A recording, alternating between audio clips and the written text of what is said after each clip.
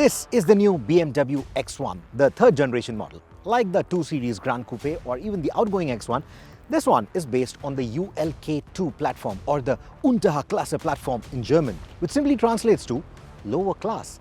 But then with a price tag of 45 to 50 lakh rupees, it's anything but lower class. But it is the most low-cost crossover that you can buy from BMW at the moment. And I think this just might be the best buy in this segment. Is it? Let's find out. For starters, the U11 model looks bigger than the F48 or the second generation X1 that it replaces. It is almost as big as the first generation X5. And if I got a penny for every time people thought this was an X3, I could be able to afford a new X1 for myself.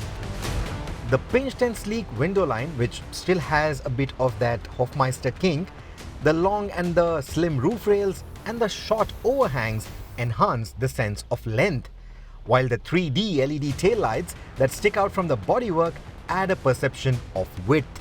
The grille isn't humongous, but it is large nevertheless, and combined with the bulge in the bonnet, imparts the most upright stance yet on the X1.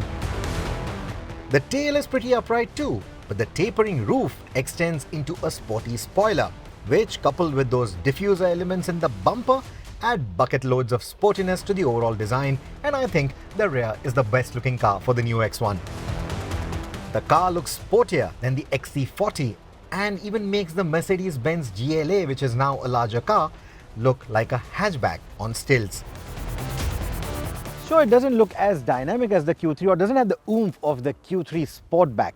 But once you look at that cabin, the space it offers, the kind of design it has, the textures, how new age it feels, it's likely to make you choose the X1 over any of its rivals. And then it has the sheer size. There is still a large chunk of the audience that still wants a specific size to price ratio. And for those customers, the X1 is going to tick all the right boxes, especially when it comes to exterior dimensions, sheer size, and that imposing stance. There are some expensive touches too, like the carpet lighting. The headlights are the adaptive LED type and have a brilliant throw and spread. They could do with a bit more design flair though. The X1 shares its platform with the Mini Countryman, but unlike its predecessors, it doesn't have that aggressive face that put it poles apart from the Mini. Like the Brit, this one too takes a more conservative approach that makes the face look docile even in this M Sport trim.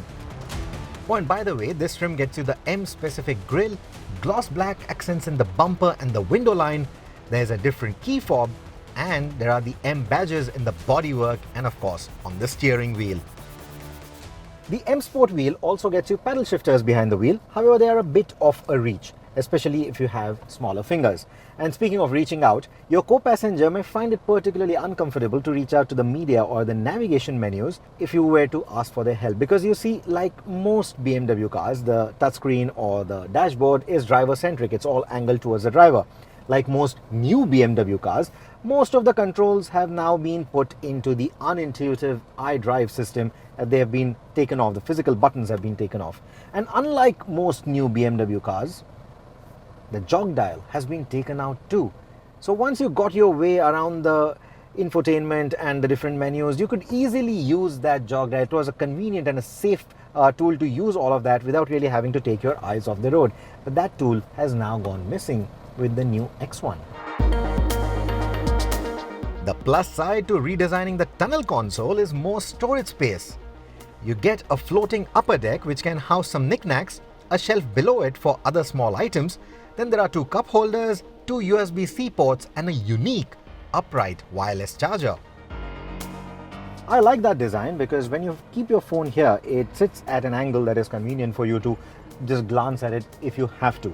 Otherwise, there is wireless Apple CarPlay, so the touchscreen will take care of most of the notifications and giving you whatever relevant information that you really need. I'm not a big fan of the new iDrive 8 infotainment system, but having driven many new BMWs in the past couple of months, it is starting to grow on me. And it's clearly better than its rivals in terms of specs and features.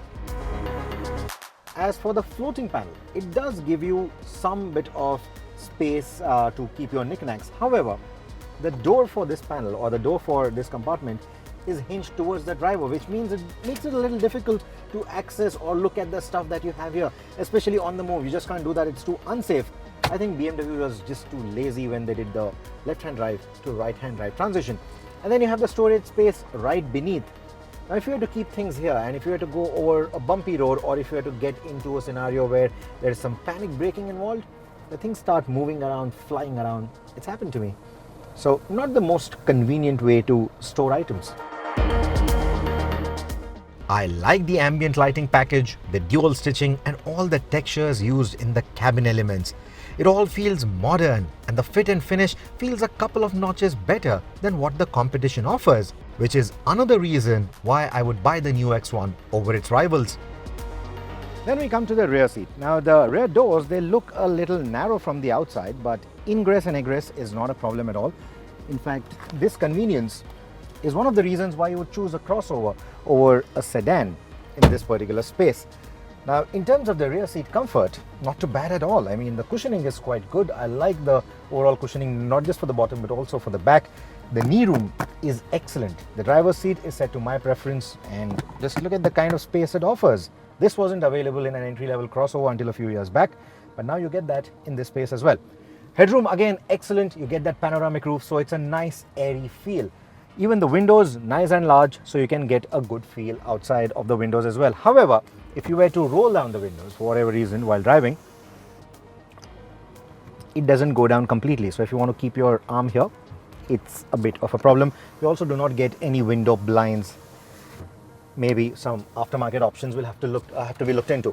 You do get a center armrest, a floating type. You do get two cup holders here as well. But like I said, the overall comfort is quite nice. But the party trick, especially with the M Sport trim, is that you also get 130 millimeters of recline for these seats. And then there is a 40-20-40 split for the rear seat. So if you need better versatility, you can do that too.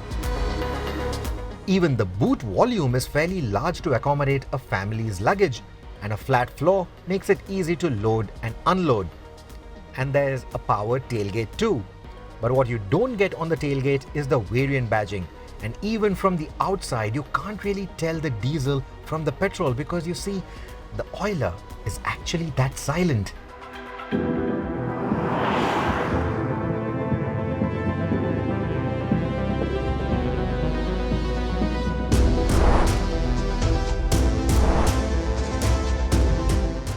Honestly, I haven't driven the petrol variant of the new X1. However, looking at the kind of downsized engines that the Germans have been plonking in many of their cars now, I know that that petrol engine, despite what it says on the spec sheet, is going to be adequate. It is going to perform as expected. However, I also know that the size to price ratio is true not only for the exterior dimensions of the car, but also for the engine size, for the engine capacity. So like the A-Class or the new C-Class, even for the X1, the diesel is going to be the better option.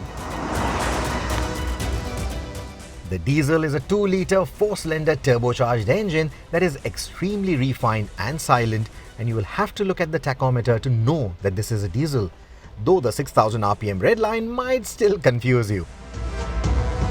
Unlike some of the other BMW cars, it doesn't even say diesel on the fuel gauge, but it's a nice, silent, refined engine. So the tachometer is the only way to know that this is a diesel. But it's not just the refinement, even the power. This one puts out 150 PS compared to the 136 PS in the petrol. I know even a Taygun or even a Creta now is putting out 150 PS of power. So it may not sound like a big deal, but the 360 Newton meters of torque on this ensures that in most driving scenarios, it always feels punchy, not just adequate, but punchy. And that's a good feeling to have, especially at this price point. Furthermore, it also gets you better fuel economy, and not just that, it also gets you better CO2 emissions than the petrol engine. How surprising is that? 130 grams per kilometer of CO2 emissions for this diesel versus 145 grams per kilometer for the petrol. I've said this before as well. We are in an era of clean diesel engines. So the government, instead of just banning a certain fuel type, should actually put a cap on the CO2 emissions and simply discontinue the engines that don't comply with it, instead of just penalizing a particular fuel type. And for those of you who really care about the CO2 emissions or about going green, there's also an iX1 that should come very soon, an all-electrified variant of the X1 to take on the Volvo XC40 Recharge. And if it has all the attributes of this X1, I think it might just be the better electric as well.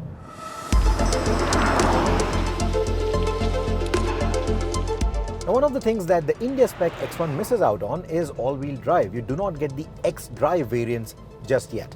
All you get is the S-Drive variants, whether you're choosing petrol or diesel, which means that you get a front-wheel drive configuration. Now, like the 2 Series Grand Coupe, it is a very nicely tuned front-wheel drive configuration. Of course, it doesn't feel as nice to drive as an X3 or an X5, etc.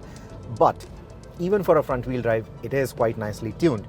There is an assistance feature as well. So especially when you are driving around tight winding roads like these, now I am at moderate speeds, but if you were to go a little faster, start going a little quicker, start going hotter into turns, despite being a front wheel drive, with that assistance feature, it will try and make the turn-ins as tight as it can and get you a good control over the car. Give it a nice tight body control all throughout. That said, in a country like ours, where you can always expect to find some kind of a mid corner bump like we just did, if that happens to be on the inner tire or the inner wheel, sometimes this assistance feature just goes for a toss. It just over assists in a way. It just tries to overcompensate in a way. And the next thing you know, the car just turns in a little too sharply. So that is something that you need to sort of take into account. My solution for this, just switch to Sport mode, or rather Sport Plus mode, where it will completely deactivate the steering assistance that you get. So you are down to your own scales, your own control, and I think, in my books, that works better. The Sport mode will also make the diesel powertrain punchier still, making it feel like a 150 PS car. Another area where the diesel engine again pips the petrol is the 0 to 100 times as well, so that higher power, higher torque actually translates to half a second quicker outright acceleration. That's quite good. Honestly, the numbers aren't very inspiring for the petrol or for the diesel. They're all close to the 10-second mark, so it's not exactly the quickest of cars around. But like I said, with the torque, it does feel punchy in all driving scenarios, which is a very good thing. What you also get with this 7-speed ZF DCT transmission is a boost mode with the paddle shifters. Simply long press on the downshifter paddle and it will engage the boost mode, which lets the powertrain remain in its power band for 10 seconds to help you get that strong serving of power and torque to pull a quick overtake or barrel down a straight road at speed. It works in all modes, but you will really notice the boost when you are in the normal or efficient driving modes. Not so much in the sport mode, because you see, things are already sporty there. One more thing that the India spec X1 misses out on is adaptive dampers. So while you have different driving modes, they're primarily affecting the steering feel, whether the assistance for the steering works or not, and of course how the engine and the transmission perform. You can't really make the chassis feel any tighter. You can't really make much change to the way the suspension behaves on different road conditions. What you get is a one size or a one tuning fits all kind of a configuration, and honestly, it's not too bad. We have driven this car on some of the bad patches. We've driven them on winding roads, some fast roads as well, and the X1 seems to do a good job at all of it. So yes, it does feel like a BMW whether you're driving in the city, on the highway, or even around the twisties. The braking manners in these scenarios are excellent too, though the pedal feels a bit over-assisted or bitey in the city environment. That's also because there's an emergency braking assistant that is always working overtime in India, because there is usually a pedestrian jaywalking on the road or someone jumping a traffic light, etc. On that topic, the X1 not only matches but even surpasses some of its competition when it comes to safety tech. Couple this with a healthy list of creature comforts, and the X1 finally justifies its asking price, and will also silence those annoying friends who look at such entry-spec luxury cars and say, "Ye to mere Creta mein bhi hai." So like I said, be it ride quality on poor road conditions, be it handling around winding roads, be it sheer engine performance from the diesel, of course, be it sheer cabin size, be it cabin comfort, be it creature comforts, be it features, be it safety features. In all these departments, the X1 actually pips all of its competition. And while doing all of that, it is still priced very competitively against all of them, including the Volvo XC40. So you see, there's no reason why I shouldn't call this the best in class.